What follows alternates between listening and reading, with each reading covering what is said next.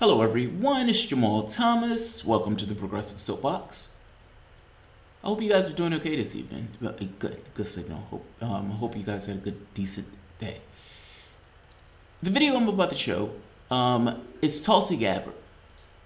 Tulsi Gabbard grows on me more and more.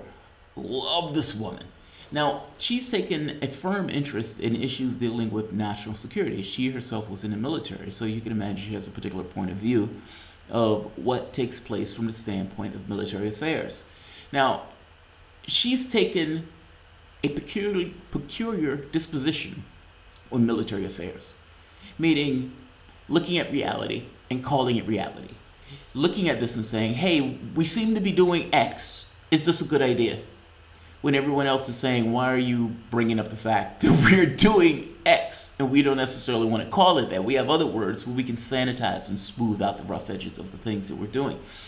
Like the bombing thing that I just did on Saudi Arabia, where the United States military was, or the military.com said, the events, and if I'm not mistaken, it was the military itself that used the term events to essentially talk about sorties where they would go up in their airplanes and allow Saudi Arabia to refuel those planes, and with the refueling of those planes, go bomb and murder Yemenis. Events. Complete sanitization of what is literally taking place from the standpoint of reality. Reality is too rough and harsh. And so reality is too rough. We don't necessarily want people to know that this is the reality of things. So let's use other words. Sanitize. Let's pretend to be Nazis. And let's go about saying one thing in these kind of Orwellian terms that tries to camouflage what it actually is. Tulsi Gabbard says what it actually is. So when the United States was threatening to end the world for all intents and purposes, in order to protect 30,000 terrorists that were in Idlib, she calls it that. She says as such. And she's calling this gentleman who's having a bad day to account. Shout out to Danny Knapp for turning me on to this video. I can't play the entirety of the video because if I do, they're going to probably pop me for a copyright thing. Or duplicating videos. But I can show part of it. So let's watch a bit of this.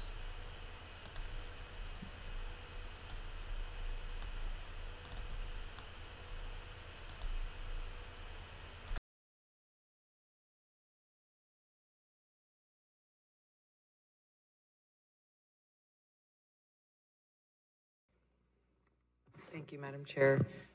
Thank you, gentlemen. It's been estimated by several sources and confirmed by General Dunford publicly that there's approximately 20 to 30,000 al-Qaeda terrorists and other jihadist terrorists that are holed up and in control of the city of Idlib in Syria. We've recently heard, just in the last several days, threats from your administration of quote-unquote dire consequences for any military offensive by Syria, Russia, or Iran against these al-Qaeda terrorists in Idlib. James Jeffrey stated that the U.S. will not tolerate, quote, an attack, period, and that any offensive is to us objectionable as a reckless escalation.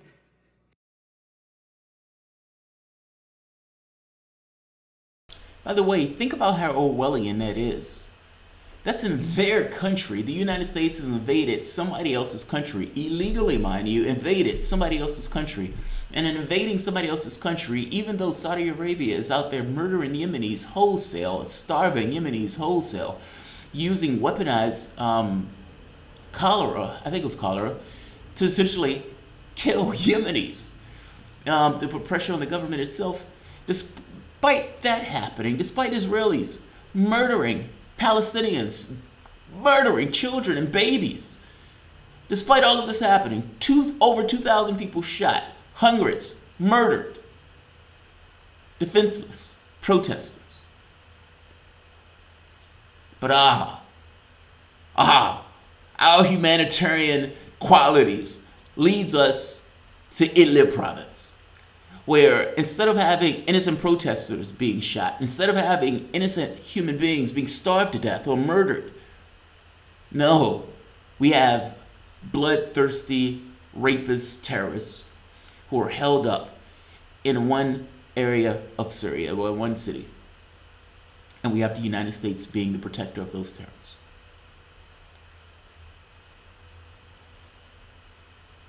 If you want to get an image of your country, that's an ugly one. But that's true. That's true. The thing is not to turn away from the fact that that's what's taking place. It's to confront the fact that that's taking place and saying, I don't want that to take place. I don't want us to be the protector of terrorists. The wider part about this, she goes further and makes the point that it is a kick in the teeth to all of the members of the military who went out in order to fight ISIS and have essentially put their lives on the line to do this particular task. She also makes the point, these were the people that supposedly hit us. We're supposed to be out there fighting them, and now we're protecting them.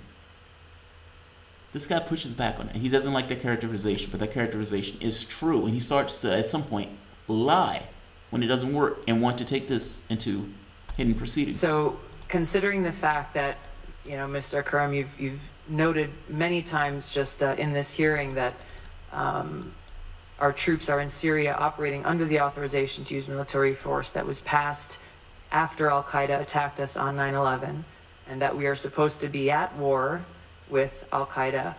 My question is, how is it in the national security interest of the United States that rather than going after Al-Qaeda and defeating Al-Qaeda, the United States is making these threats and essentially acting as the protectors of Al-Qaeda in Idlib, in Syria, and these other terrorist groups? How is this not a complete kick in the face and an insult to the American people, all of those lives who were lost on 9/11, first responders, our troops, their families, everyone who has sacrificed so much? God, I love this woman. Man, I love that. Just breathtaking honesty. Like, just honesty at such a degree where it hurts you to hear it. Because ultimately what one of your representatives have just told you is that your government has been working at the behest of these terrorist groups, because these terrorist groups were there to try to take down the Syrian government itself. The Russian military has corralled these guys. The Russia, Syria, and Iranian military has corralled these guys for all intents and purposes in one city. And they were going to attack that city and essentially kill the terrorists that were in the city.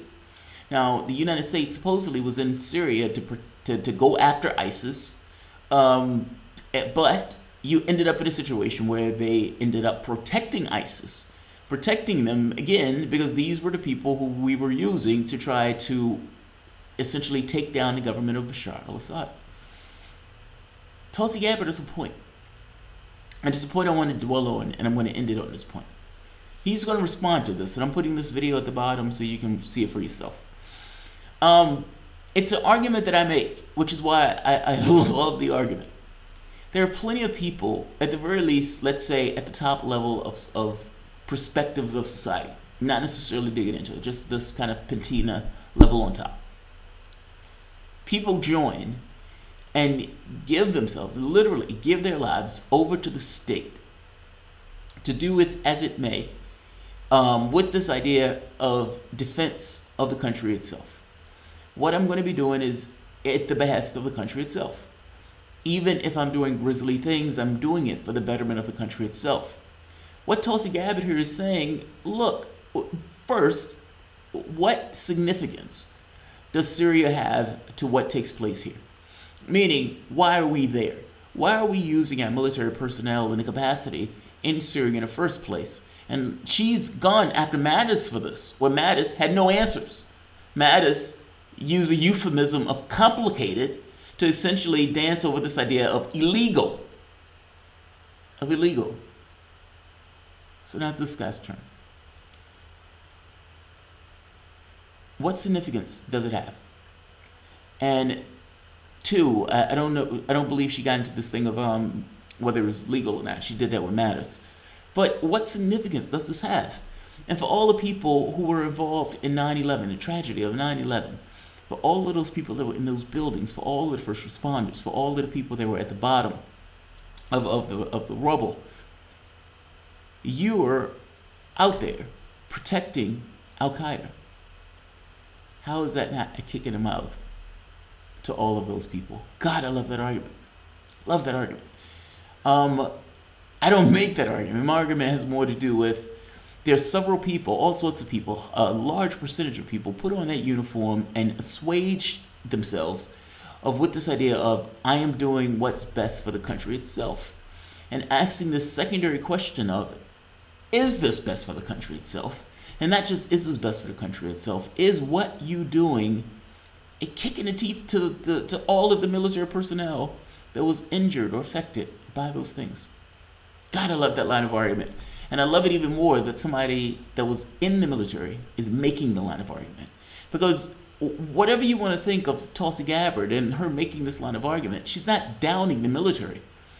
She wants the people who are serving in the uniform to not go to hellholes if they don't have to be in the hellholes, to not go to shitholes countries if they don't have to be in shitholes.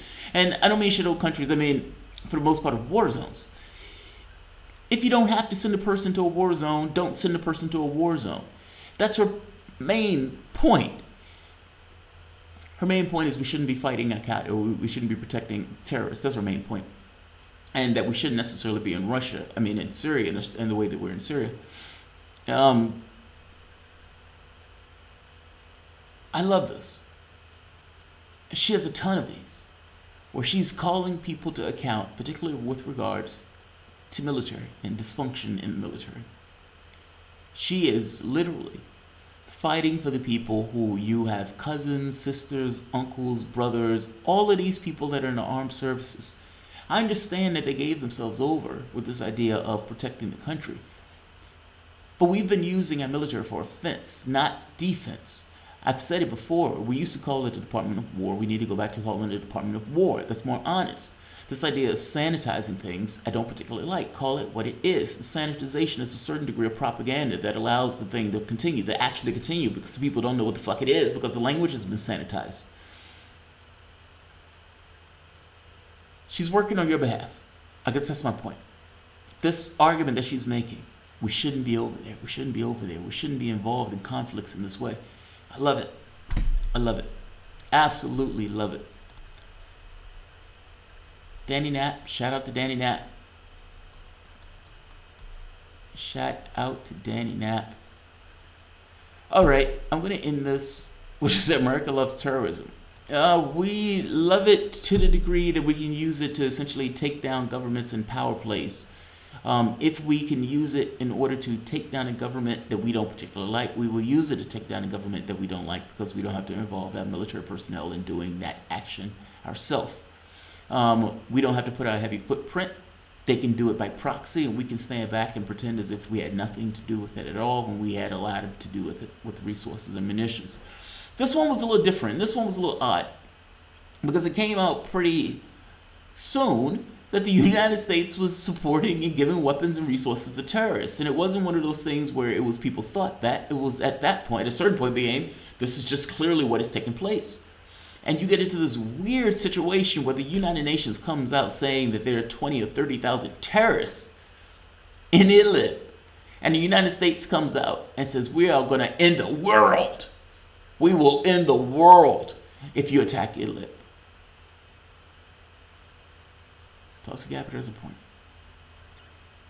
Love her for it. She's awesome. Woman's awesome. All right, I'll end it here. I'm not going to keep this one long. I just thought this was a decent video. All right, guys. If you enjoy the content, please feel free to share, like, subscribe.